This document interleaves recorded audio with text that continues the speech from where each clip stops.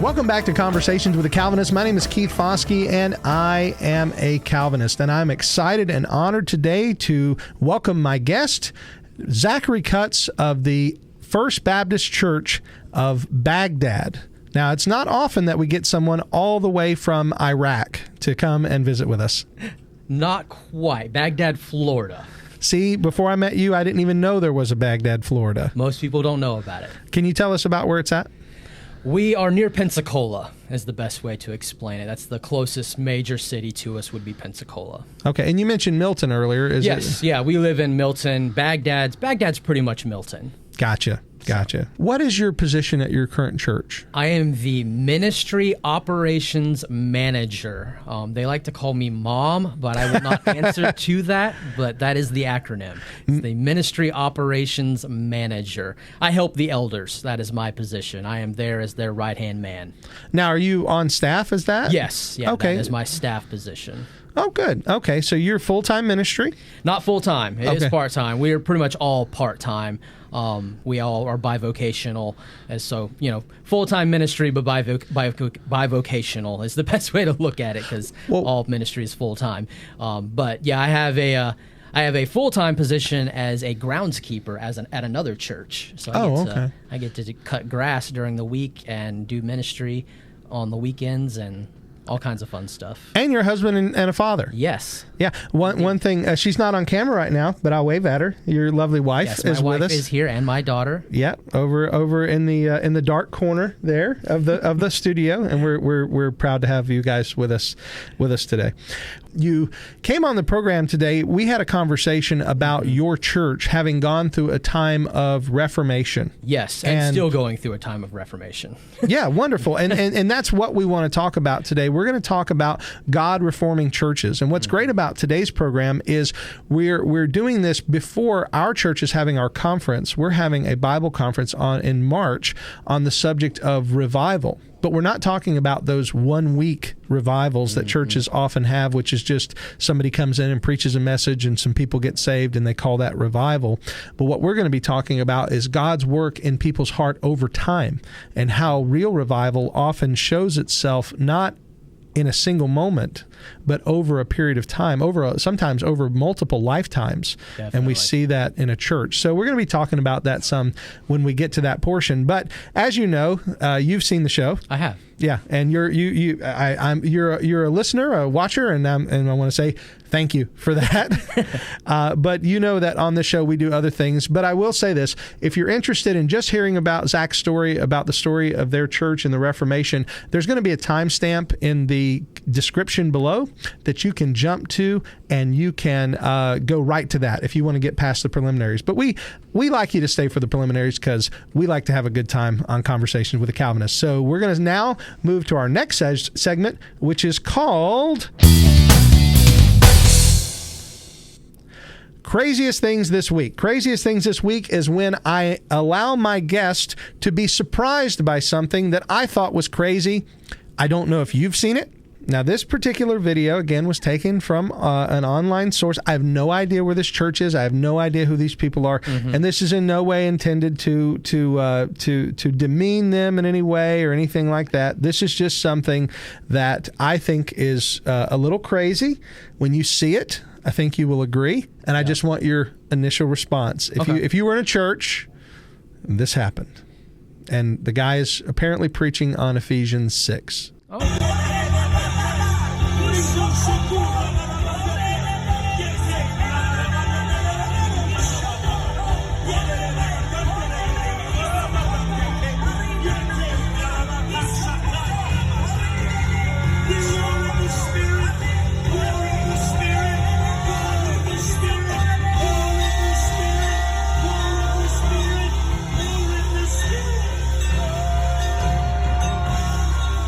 Very large sword.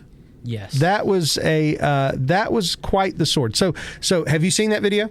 Yes, I have. Okay, what was your thoughts when you saw it? We actually just finished a series in Ephesians, and we did the exact same thing. So. Okay. No, I actually, what's funny is I saw it because of you. I saw you post it on Twitter, and so I was like, I'm going to pretend like I didn't see this. I'm not going to comment on it because I'm like, he's going to show it to me, and it's going to be hilarious. That's right. So I didn't. That's right. I didn't comment on it when you posted it on Twitter. But I will say the thing that I noticed was the bell. That's the part I liked the best. Just the ringing of the bell was pretty hilarious. Nice. That's a good catch. I didn't think about that. I don't know what part the bell is in the armor of God, but I was all for the ringing of the bell.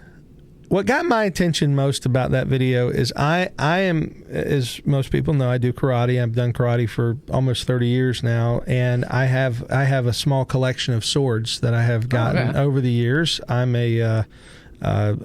like weaponry, so I have my sword collection, my knife collection, and things like that. Was that good technique he was using? Not at all, but that's a good question, actually. No, there was a point at which he almost whacked somebody's head off. I don't know if anybody goes back and watches that. There's a point where there's somebody walking by and he draws the sword back, and I was like, that sword has to weigh several pounds, and if it were to just whack somebody, I mean, it could take off a limb. Just I don't think it's fake.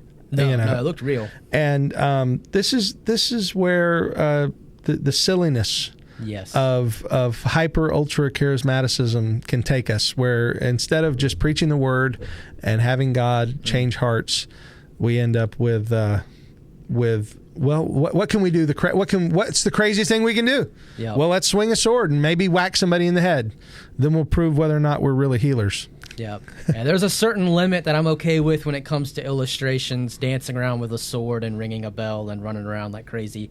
That definitely crosses that limit. Absolutely. All right. Well, we come now to the part of the program where we talk about our giveaway, and we try to give away stuff periodically on the program, and many of you have been donating things to the program for us to give away, and I want to give an immediate thank you for everyone who's made a donation. And this week, we're going to be giving away D.A. Carson's The God Who Was There, not only the book, but also the Leader Guide, and I'm going to employ Zachary's wife to help me. I have all of the names that were given to us that went on to our YouTube page and left their favorite Southern phrase. So I'm going to ask Zachary's wife if she'll come over. She won't be on screen, unfortunately, but she's going to just reach over and pull a sheet. All right. Very good. Thank you so much. Now, I'm going to hand this sheet to Zachary. Don't look at it yet. Okay. And I'm going to ask you to pick a number 1 to 4. 3. All right, so the number that he's picking is the number 3, so the winner is the third one down on that sheet. You're going to pick it up, tell us the name of the person, and you're going to tell us what their favorite Southern phrase is.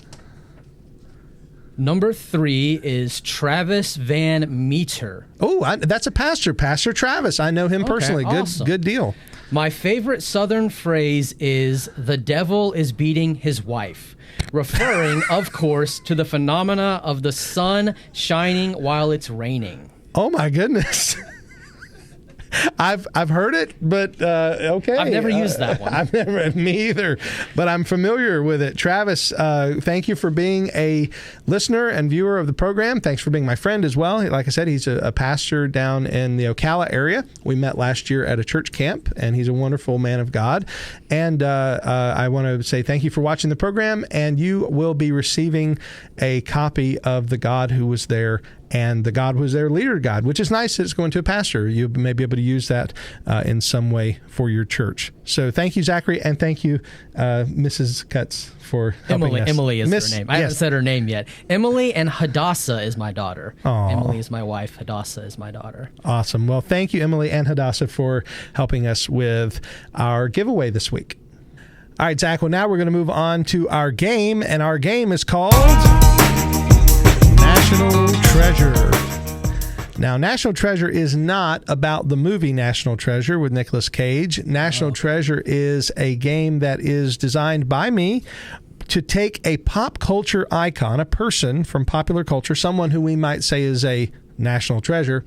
I'm going to name a person from popular culture, and you have to tell me why I might think that person is a national treasure. Now, we don't know each other super well, so this is going to maybe be a little bit more difficult because you're not trying to tell me why you think this person is. Yeah, why you're would telling think me this. why Yeah. I would pick this person. What makes this person a cultural phenomenon, and why this? What stamp have they left on the popular culture scene?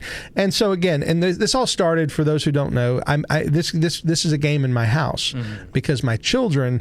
I one time mentioned Tom Selleck, and my kids didn't know who Tom Selleck was. Now, I don't know if you guys did. I do. Okay, all right, because Tom Selleck, it hurt my heart that they didn't know who Magnum P.I. was. And I said, this man is a national treasure, and you don't know. Yeah. And my kids were, no, you need to know. And so, I introduced them to Magnum P.I. All right, so we're going to now do our national treasure game, and I'm going to give you a name that is relevant more recently because you're not an 80s kid. No. See, my 80s, you go to my Twitter page, it says lover of all things 80s, right? Especially 80s movies. That's what I do, is I know 80s stuff.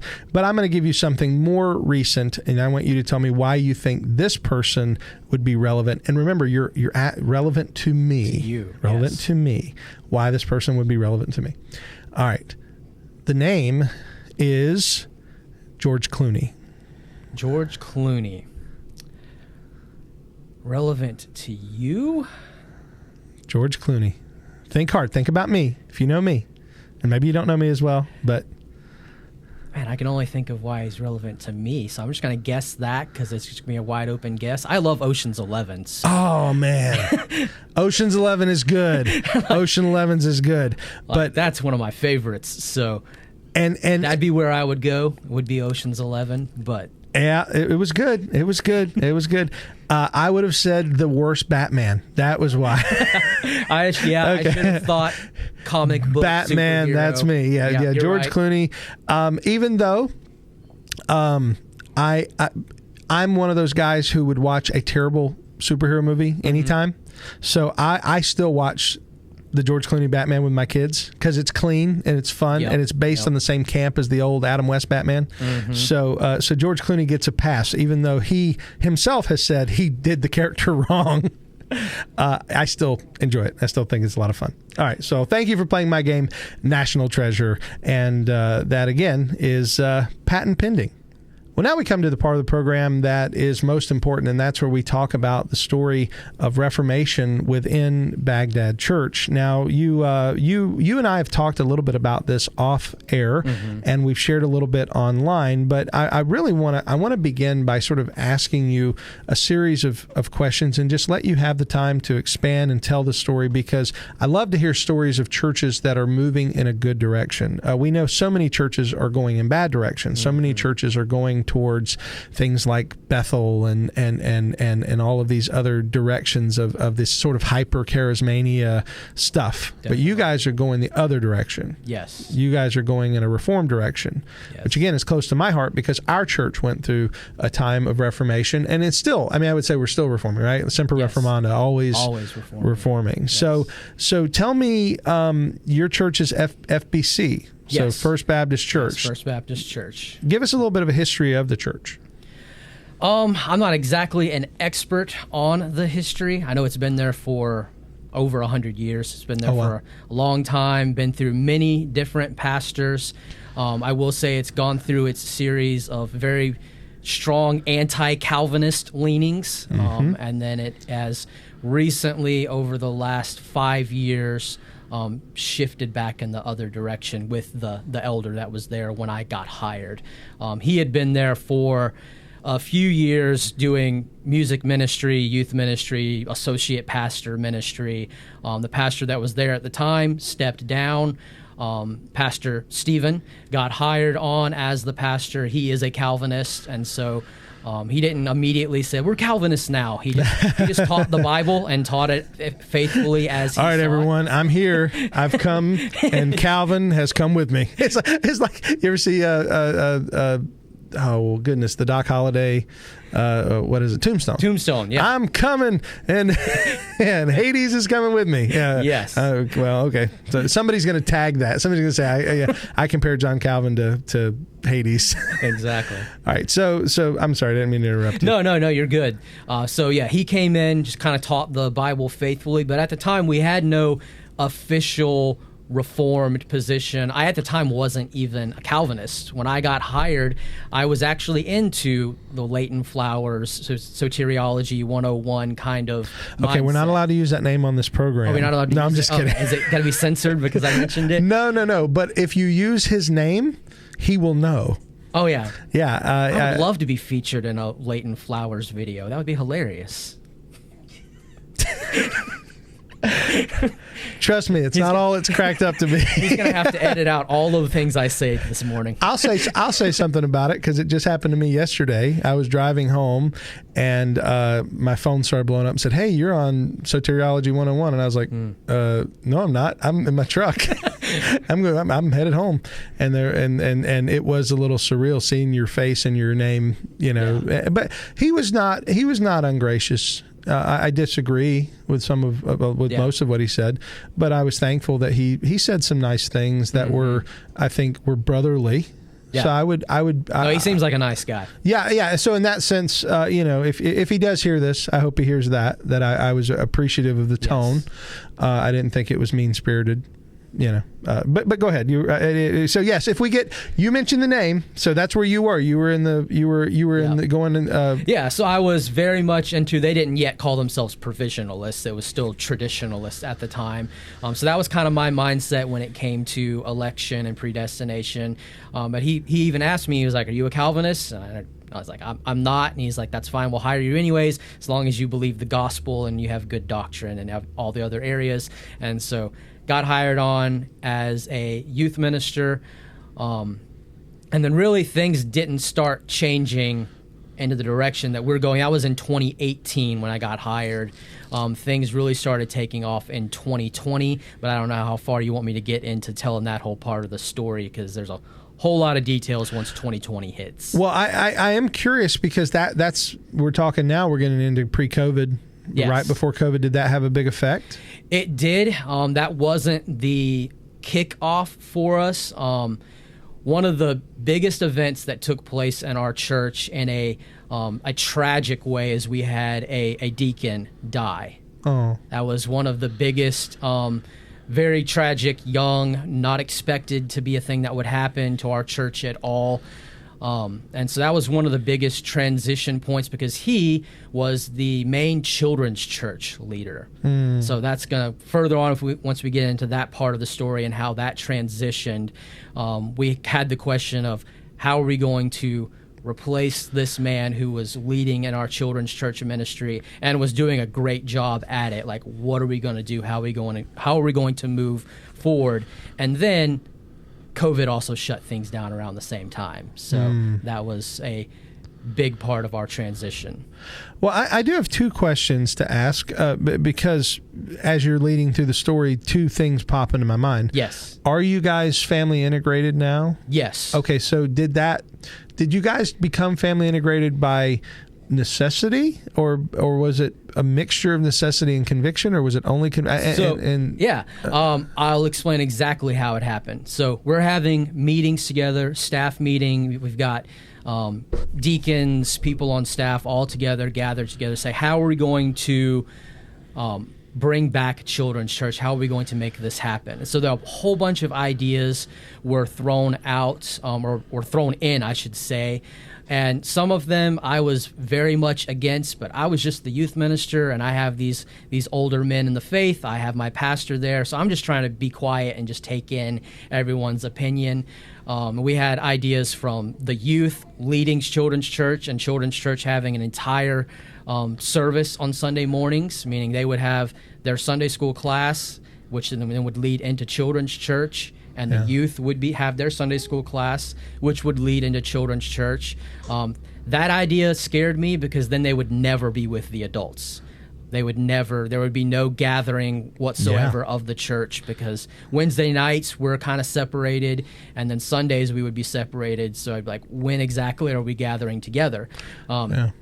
So I voiced that opinion, just me and the pastor. We talked about it, and he agreed, of course. He was like, yes, we need to have times where we are together. But at the time, we were making an awkward transition to where he's like, we'll have children's church, we'll have full-time children's church, but instead of having youth teach it, how about you teach it?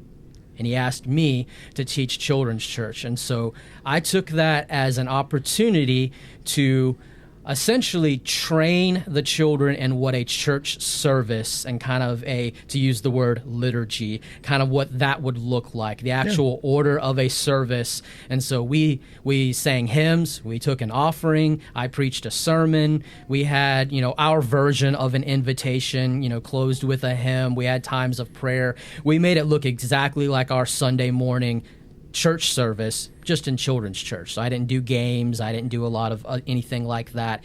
I just wanted them to get used to sitting, singing songs, and listening to preaching, and being able, because I knew eventually they would be back in the church. And so I was going to prepare them for it and get them ready to when we went to the family integrated side. So that was before we got shut down because of COVID. Once we got shut down, we started having some one-on-one conversations, me and the pastor, and he was saying, when we go back to church, how do we want to handle children's church? What do we want to do? Because I also am involved in music ministry.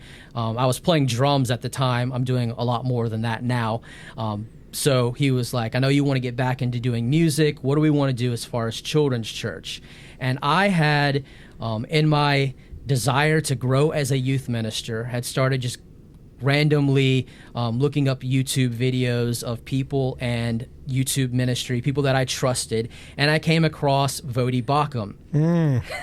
And I looked the gateway drug to family integration. Yes. I had seen a video of his before where he was essentially talking about how he left youth ministry altogether, stopped doing conferences, stopped doing all of those things, and he himself, in his church, went completely family integrated. And the first time I saw that video years ago, I ignored it because I'm a youth minister. There's a good way to do youth ministry. I'm not going to go that extreme. And then I went back in 2020, watched it again, and I was like, oh, wow, he's just being biblical. Yeah. Like everything he's saying makes perfect sense.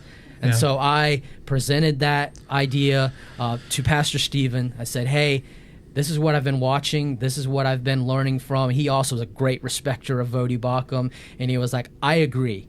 When we go back, let's just bring the children into the service, but just don't say anything about it at first. Yeah. So that's what we did. We went back, and they were just there. And then we slowly started making the process where we were going to become more family integrated, and that before it was official, we kind of stepped away from a lot of big youth events and a lot of youth ministry things. And one of the things that I wanted to do to help with the transition was I started a family discipleship class. Nice. Which was the idea behind that was not just for us to show up so I could disciple the families, but instead I would help in training parents to be able to do family discipleship at home and to understand why are we going in this direction. So I literally promoted it as, if you want to come argue with me, if you're mad at me for getting rid of youth group, if you are wondering why we don't have children's church, please come to this class and let's have a discussion and see if we're being biblical in the decisions that we make. Did you have a lot of pushback? Did you find yourself, was there some arguing? There was a little bit, not so much arguing. There were the people that had any kind of pushback were people that saw great results of people being saved from children's ministry and youth ministry. So faithful members, not people that are troublemakers, not people that are busybodies, but people that are like, hey, we've seen youth that are in this church that are saved because of these ministries. Sure. Or I had one lady specifically was like, I'm saved because of youth ministry. Like, I wouldn't be saved because my parents were unchurched, and this is what led me to Christ. And so there was a big discussion of how would we still minister to the youth and the children whose parents are not going to come to a church building. And that's the most difficult part when you come to the idea of family integration, is you kind of lose the just drop your kid off and let them go to youth group if there's not that type of ministry there. But that goes into further things that I've seen other churches do that help with that, and other ministry areas. At the church I was at before, which did have children's church, we had what was called our LEAF ministry. And if you were a LEAF parent, you had a kid essentially that was assigned to you, because we had a bus ministry, and they'd go pick up about 50 kids, bring them to the church. And if you have 50 kids with no parents there on a Sunday morning service just running around, somebody has to be the adult that wrangles up these kids. And so they, at Ferris Hill Baptist Church, they started what was called their LEAF ministry. And so we had trusted members of the church that essentially adopted these kids into their family. So they, like, you're going to come sit with us, you're going to hang out with us, you're going to, if we take the Lord's Supper and, you're able to do that, you're going to take the Lord's Supper with us, you're going to do all of those things. But we haven't quite got to that point at Bagdad yet where that's needed. But that is definitely something I'm praying and thinking on, is what happens when we just have random children that might get dropped off and feel like they don't have a place to go. Yeah, and I've had that question in our church. Yes. Well, how do you minister to kids whose parents aren't here if you're doing everything through the parent? And we do a similar, you talked about the discipleship class. We do something called Dads and Dudes, where I focus primarily on ministry to fathers. We do it once a month, where the men meet at 6:30 on a Saturday morning, and we talk about how's your family worship, how's it been getting the kids to church, how's it been sitting with your kids in church? Because if you've got, like us, we've got 6 kids, 2 are adults, but 4 are 10 and under. It can be hard. And my wife's like a single mom, because I'm not able to help. I'm up on the chancel preaching. I can't be down there. And when I say like a single mom, you understand what I mean. She doesn't have. So thankfully, there are people who will help out, who will wrangle. My dad and my stepmom, thankfully, are members of the church, so they can help. That's good. But that's what we talk about, is we talk about in Dads and Dudes how to do that. And one of the questions that often does come up is, what do you do about the kids who don't have parents? And it is, I like the adoption idea, and that's sort of the language we've used. If you see a child who is needs attention, then give them that attention. If there's a child, and again, it's. I love the idea that you guys chose, and I know this isn't at your current church, but at the other church, you guys chose the respected, trusted people. Yes. To handle this. Yeah, you had to sign up and essentially be approved to be a LEAF parent. You couldn't just randomly grab it. Yeah, you don't want to give. You don't want to give. Yeah. You couldn't. So, who's this guy we don't know who just adopted 14 kids? Yeah, absolutely. All right. Well, I do want to. I have another question that came to mind while you were talking, and that because you talk about Stephen, the pastor, as being very willing to be. Have his mind changed. How old is he? He's a couple of years older than I am. Okay, so I thought he was a younger man. Yes, and I haven't even gotten to the point of we also merged with another church, and so I haven't even gotten to the other elder yet. That's another big part of our actual Reformation story, but we'll get to that once we. I want to get there, but the thing that was, I don't want to paint with too broad of a brush. But I've been doing this for a while, and I have found that a lot of people get set, like concrete gets set over time, and people tend to get set in certain ideas. And a younger minister, sometimes will be more willing to listen to correction than an older minister. And again, please, I know somebody's going to email me and say, well, I'm an older minister and I'm not unteachable. I'm not saying older ministers are unteachable. Yes. But I see myself getting older. I feel myself getting older as age creeps in, and you begin to get very solidified, sort of in, this is what I've done, this is what works, this is what I'm going to continue to do. Yep. So when you told me that you went to him with a Vodi Bakum message and you challenged him on family integration, and he said, let's do it. I was like, this is a young guy. And I will say, in most of those situations, when it comes to our ministry, Stephen and I have pretty much always lined up, even if we haven't had a conversation yet. So me being able to come to him and say, hey, this is what I've been looking on, usually 99% of the time means that God's already been working on his heart on those things, and he already shares the same convictions. Very few times, if any, has it been like, you're wrong, and he changed his mind because I was right. Normally, he knows exactly the direction we need to go. He's got the wisdom to do it in the right timing, whereas I, a lot of times, I'm like, let's rush through this. Let's just run into it. And I'm being taught that Reformation, a lot of times, is a slow turning of the ship. As Pastor Austin, who is our other elder, he has said that many times and used that kind of language, that it is a slow process to reform a church. Some things feel quick and sudden, because if you just get rid of a program and it's just gone, well, that's pretty sudden. But overall, Reformation is a slow, lifelong process. Well, I want to hear about Austin in a minute, Yes. but before I want to capitalize on something you just said, which is it's true. It's not only a long process, but it's more than just what people think it is. Mm-hmm. Some people think reforming a church is introducing Calvinism and introducing Reformed doctrine, when that may be the least of the changes. Oh yeah. I've got things to say about this. Yeah, because I mean, ultimately, where someone stands on the doctrines of grace is important. Yes. But it's, I don't know about you, but we have people in our church that aren't fully convinced Calvinists. Oh, yeah. I mean, we people definitely do. Yeah, I mean, and that's fine. We don't consider them less than or outside the kingdom. Yeah. But we all are in mission together to preach the gospel and teach together, right?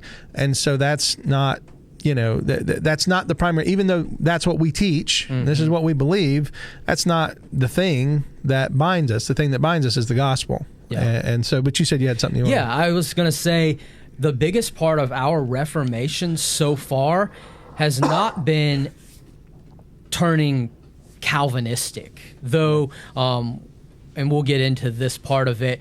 We are adopting the 1689 confession, so we've been going through a class on Wednesday nights, and we've told members, hey, show up, because we're going through this entire confession, going through a study that Chapel Library puts out, so that we're able to kind of understand this, and we will most likely eventually adopt this, and this will be our confession. But other than that, our Reformation hasn't been so much about those soteriology and Calvinism as much as, are we doing church biblically?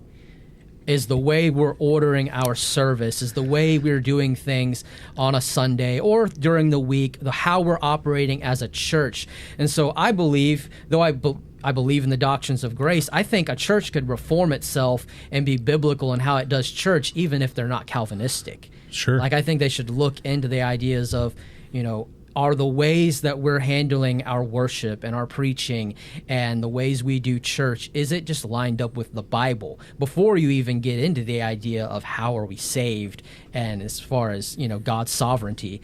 So our focus right now has not even really been on Calvinism. It's more been on how you go from being a more traditional Southern Baptist church, which has a certain structure that most Southern Baptist churches in the South have, to transition to be a Reformed Baptist, but still Southern Baptist church. You're totally speaking my language, and the reason why I say that is because we went through a period in 2008, you've probably heard me talk about this on the program, where we went through our time of Reformation, and what was born out of that was not so much the Reformed doctrines, as even though that was part of it. Mm-hmm. I wrote a book, The Biblically Functioning Church, which I'm going to give you a copy of, by the way. Don't let me forget. I'm going to let you take that. I have one on my shelf I can give you. That is, what it was an entire year worth of preaching on ecclesiology. Okay. And it was the book is the distillation of those sermons, and because you're right, the thing that we recognized we needed to reform was our church ecclesiology. Yeah. Not the doctrines of soteriology, those are important. And please don't think for a second I'm saying those don't need to be reformed. They do. Yes. But the thing that is so vital that so many people miss is how the church functions. And we see in a lot of Southern Baptist life, and I'm not a Southern Baptist, but I did attend a Southern Baptist seminary, so I can say, I went to Jacksonville Baptist Theological Seminary. I feel like I can speak at least somewhat familially with this. Like I'm part of the family, even though I'm not in the family. I'm like a distant cousin. And I do think a lot of the problem in Southern Baptist life is the for lack of a better term, the ecclesiastical polity, how we do church, and whether it's, we've already talked about youth ministry, or just the overall structure of who is the what's the authority in the church? Is it the deacons? Is it the pastor? Is it the Word of God? Yeah. And how do you guys manage that? Do y'all have a constitution? So we're in the process of kind of changing and reforming bylaws and bringing in a covenant and all these different things, because we actually, and this is where my dates are going to get kind of hazy, but within the last year, we have merged with another church. This is not really my story to tell, but I'll give my side of it. If you ever had Stephen and Austin in here, they could give you the full details of it, and it would be awesome.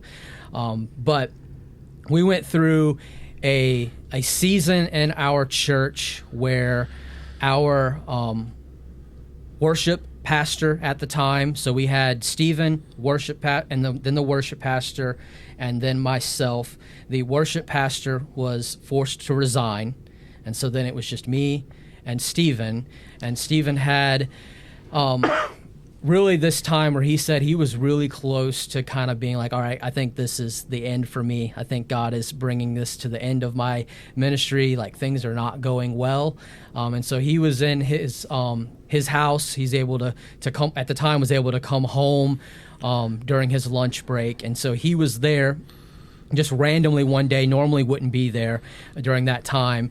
And he was just kind of sitting there praying and just kind of in a, I guess you could say, a depressive state. And he gets a knock on his door, and there is a man there that had randomly shown up to the church. His name is Austin, and his church was looking for a building where they could meet in, and he's a part of First Love Ministries, which is a publishing ministry that sends out reformed material, I guess I should say, all over the world. And so he was like, we need a place where we could meet as a church, and eventually the conversation came where we could store some books.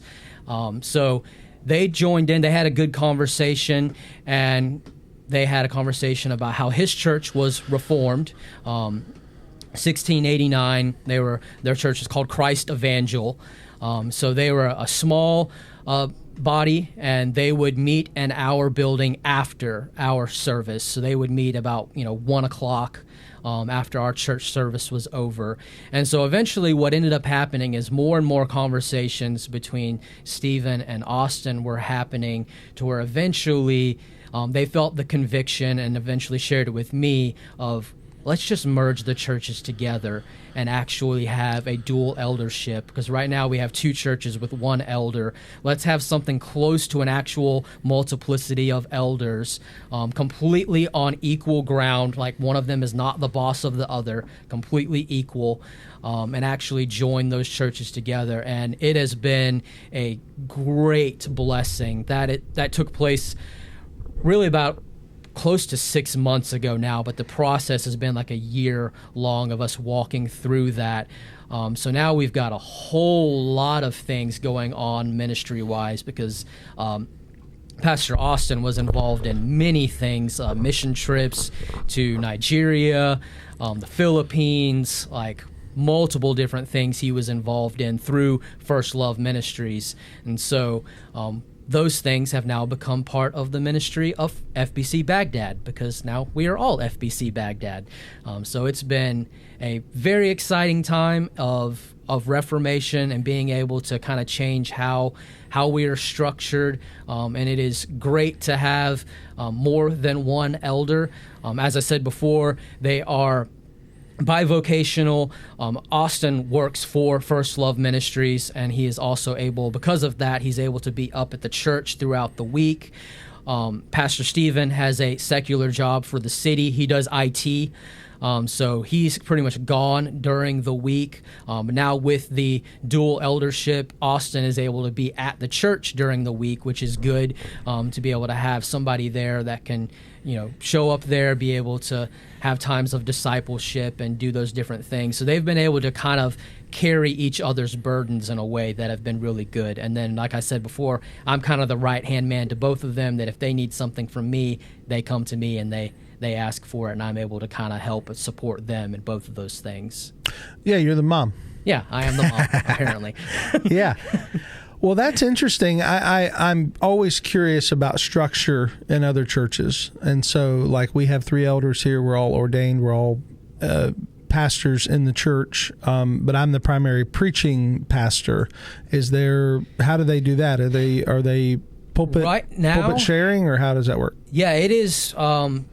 Well, like I said, we just finished the book of Ephesians. So since we're kind of still going through a transition period, the last chapter of Ephesians, Pastor Austin taught all of it because Stephen wanted to kind of expose the church, like, hey, this is how he preaches, this is who he is. Mm-hmm. But it has pretty much been not broken down percentagely, but if it's as 50-50 as it can be.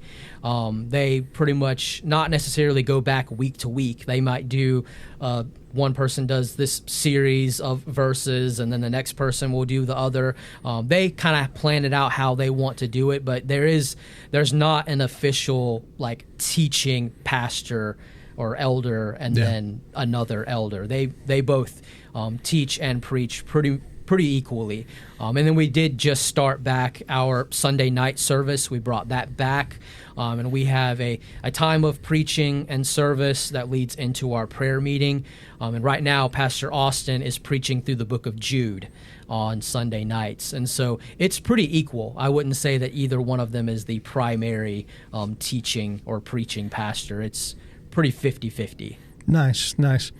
All right, so getting back to the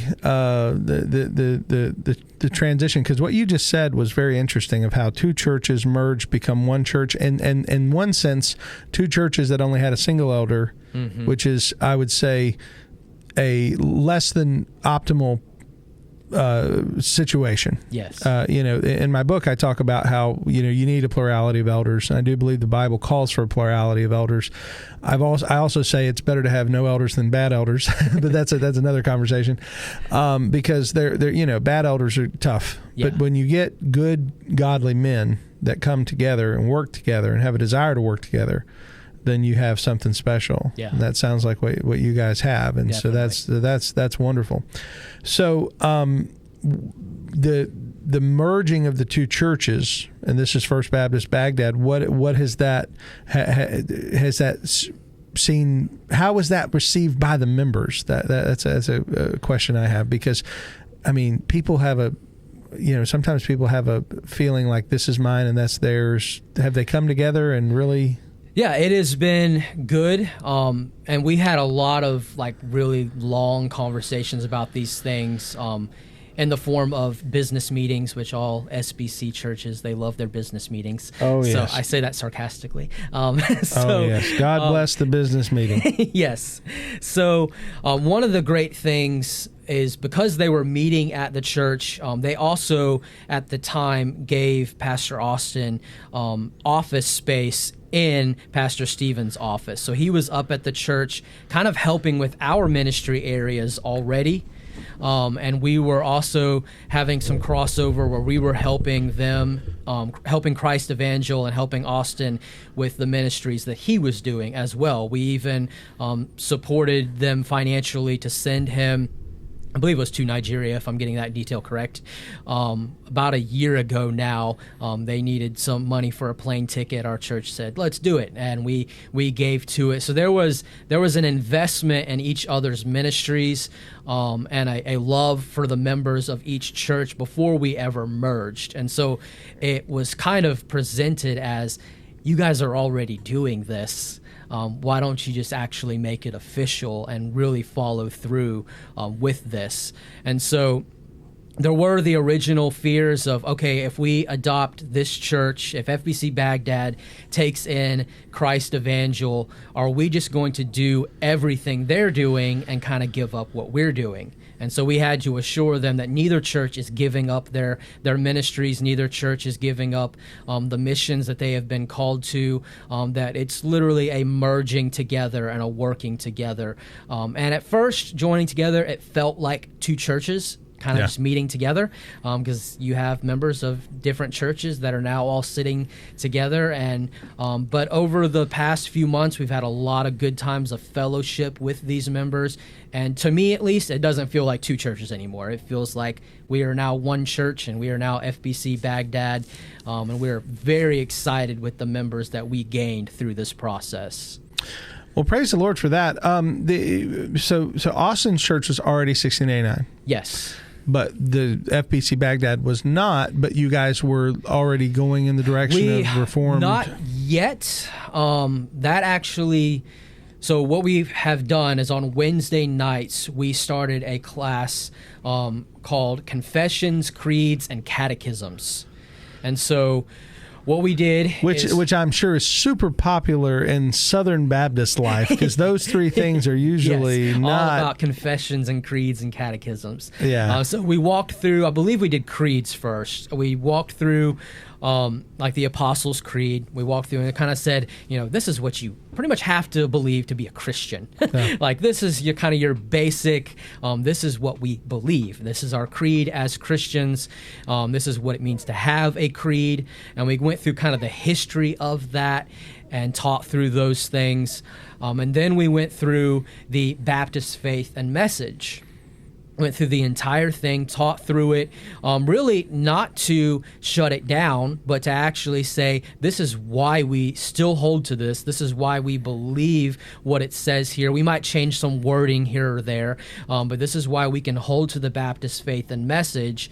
And then we brought in to teach the 1689 to really show these things don't contradict each other. You are able to be Southern Baptist and adopt the Baptist faith and message and because it's very general. There's not a lot of things that are very specific in the Baptist faith and message. Yeah, I know a lot of Calvinistic pastors who would feel like they can still affirm it, especially certain portions of it, which can be read in a Reformed or non-Reformed way. Yeah. And so that's kind of how we handled it, is we really kind of walked the church through this idea of knowing what the creeds are, knowing what we believe, having this idea of, I think we moved to catechism after that, when we taught through, I believe it was Spurgeon. Yeah, we did Spurgeon's catechism and walked through that and went through all the verses and had some good conversation through that. And then now we're slowly finishing our study through the Second London Baptist Confession, the 1689, because we always get stuck on some conversations. They always come in, and especially Pastor Austin. He'll be like, hey, I'm going to cover 3 chapters tonight. We'll get like 3 questions in, and then a conversation happens for the next hour. But we're wrapping up that study and going through the technical details of how we adopt those things and work on bylaws and all those things that are not really fun, that nobody wants to hear about. But sure. They're all official things that have to happen. Oh, yeah. And when those things get out of order, they can really be potentially problematic. Yes. Especially as your church grows and people begin to hold on to those things and say, well, this is the way this bylaw says we have to do it this way. Yeah. There's a legality to it where you really have to make sure that you're following everything that's official. Yeah. Yeah. So with that in mind, I do want to transition to another series of questions, if that's okay, go for it. Because I feel like I have a pretty good idea of sort of what has happened, and I'm very thankful for what God has done in moving your church in this direction. And the part that I wasn't aware of until just now was that the merging of the two churches has really brought a new church to life. Yes. And it's, two churches gave birth to a new, even though it's still FBC Baghdad, it's a new body. Yes. It's a mixed between two churches have become one. And there's a blessing there. We've had a few times where there have been churches that have closed. Like there was a Presbyterian church that closed nearby, and several of their members came here and are still here. That was over 10 years ago. Awesome. And they became members here and loved it, and we loved them, and they were the sweetest people. Yeah. And even though there was a few things that we had to get over at the beginning, little differences, obviously there's a little something about water that distinguishes us. Yeah. It's we were able to talk through those things and work through those things, and they became members here, and it's been wonderful. So with that in mind, I want to begin to sort of ask this question, and that is, as you are going through the London Confession, mm-hmm. as you're looking at these more Calvinistic things, what are some of the concerns that people are raising in your classes and things? What? Because I know what I hear, but I just want to see if it's similar to the things that I hear when I'm introducing someone who's never heard of it, or someone who's not convinced about it, to the subject of Calvinism. So where we're at right now, with the people that will actually show up and have a conversation, we're not having a lot of pushback when it comes to really the concept and the category of Calvinism.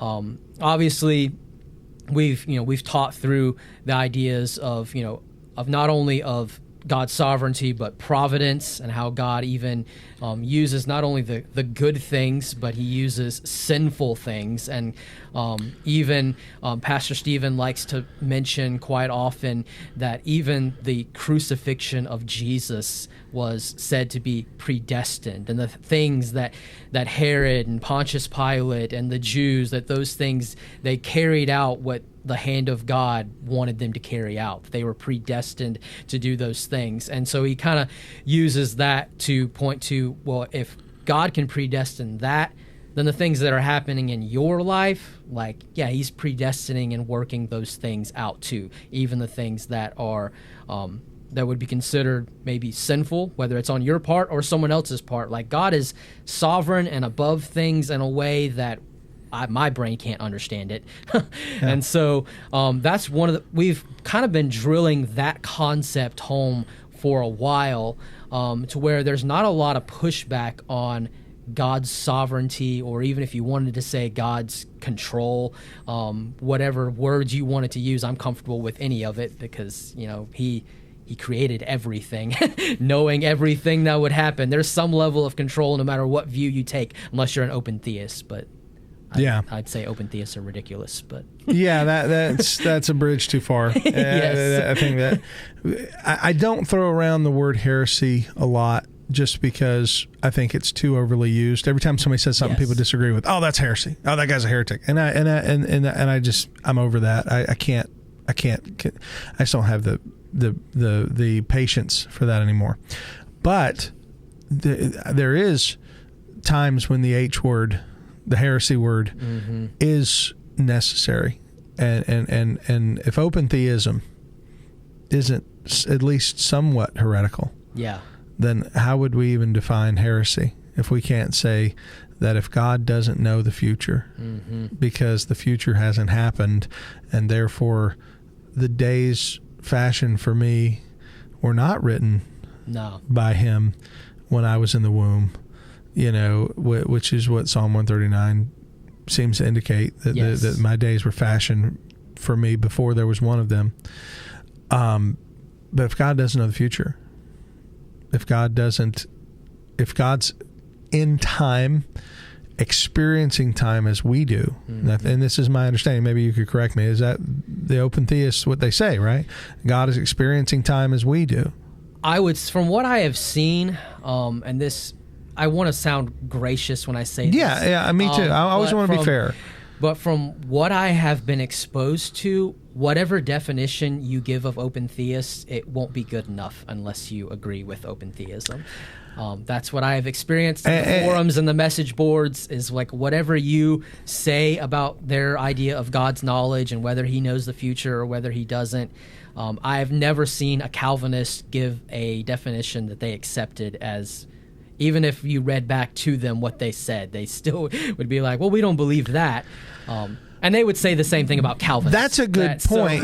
That's a good point, because, we often do, we dismiss our critics by simply saying, well, you just don't understand the position. And it is dismissive to hear people say that to you, and especially when they're not being clear. Well, be clear. Does God know the future, or does he don't? Or the way I've heard it explained does he not? is, and I get that there's this idea of like dynamic omniscience, and there's different ideas behind open theism, but the general explanation that I have heard is that God knows everything that is possible to be known. And they would say that a future that has not happened yet, God knowing it, is similar to God creating a rock that is too heavy to lift.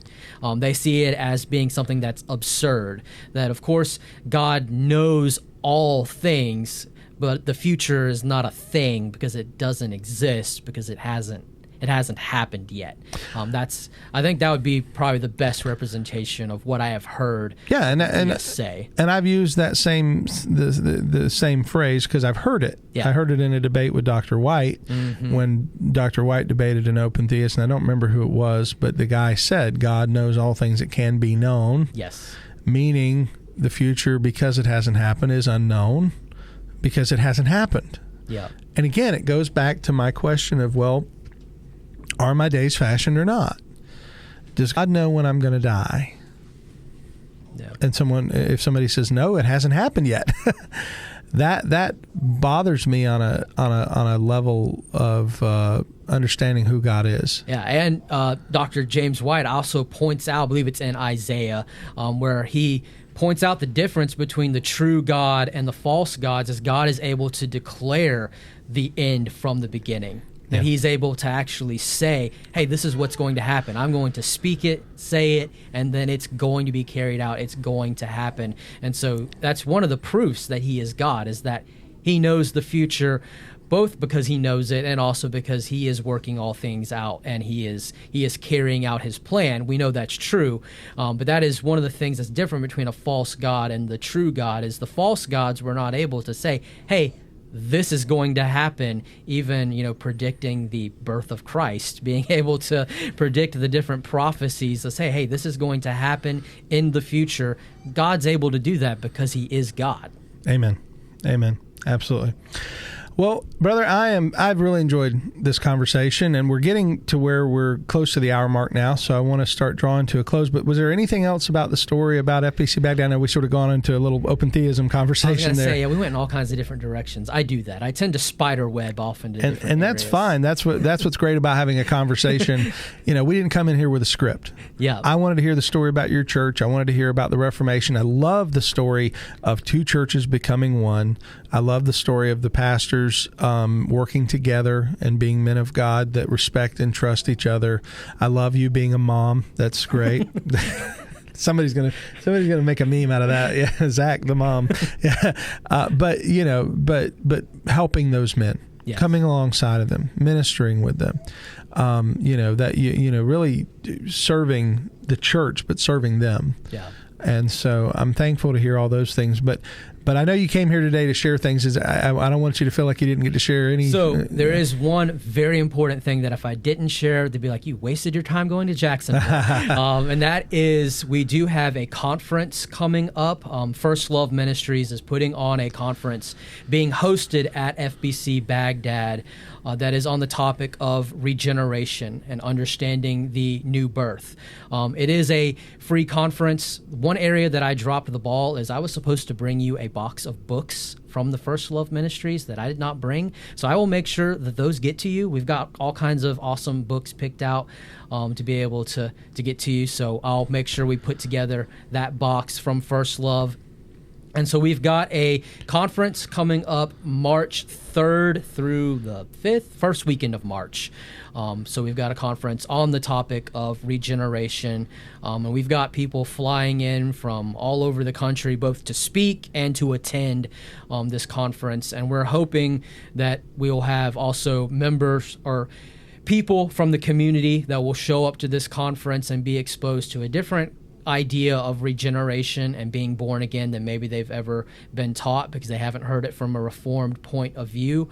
So we're hoping it kind of changes some hearts and some minds and kind of shifts people's theology when it comes to these things, and just gives us a great time of fellowship and to go deeper in this knowledge. And so we'll have some speaking times, times of preaching, our main sessions, and we'll also have some breakout sessions as well. And it is free. I'll have to get you I know I sent you the flyer. I'll have to send you the website where you can actually just go on, and it has like 5 different times where you can click here to register, click here to register. So you can go on there and register, and it is a free conference. And so we're trying to get the place packed out to be able to come for that. It's going to be good. Wonderful. And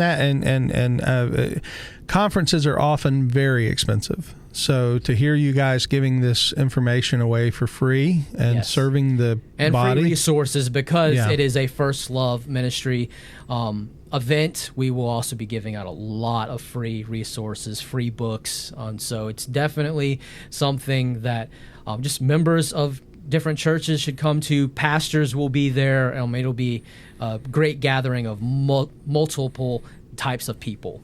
Wonderful. Well, definitely. If you're in the Bagdad area, in the Milton area, Pensacola area, and you're interested, the website is... I will have to send it to you. Okay. The website will be in the description. I was going to say, I know if you Google First Love Ministries, it's one of the ones that pops up, but there's more than one that pops up, so I want to make sure people get the right one. I understand. Well, we'll get that in the description of the video, and I'm interested in it. I love the idea of the conference. I've told you before, I've been out to Milton a few times for conferences, and it's a little bit of a drive from here. You made the drive today, or yesterday, so it's a little bit of a hike, but definitely worth it to get to be spending some time with God's people and learning about the Word. Well, Zach, I want to thank you again for being on the program today, sharing your church, sharing your family, sharing your wife and daughter here with us, and coming in and spending time with me this morning. I really appreciate it. Thank you. It was great. And as always, I want to thank you all for being with us today on Conversations with a Calvinist. I want to remind you again that if you are watching this video on YouTube, it really does help us if you can take a moment, hit subscribe, and like the video, share, leave a comment. If you're watching this on another or listening to this on another platform like Spotify or something like that, remember you can go in and subscribe to the podcast. We have our podcast hosted through Anchor, which is the Spotify app. Also on all the other apps like Apple, Google, and all of the various podcasting platforms.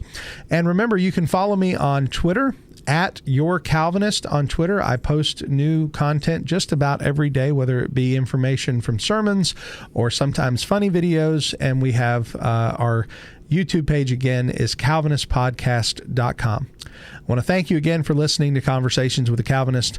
My name is Keith Foskey, and I've been your Calvinist. May God bless you.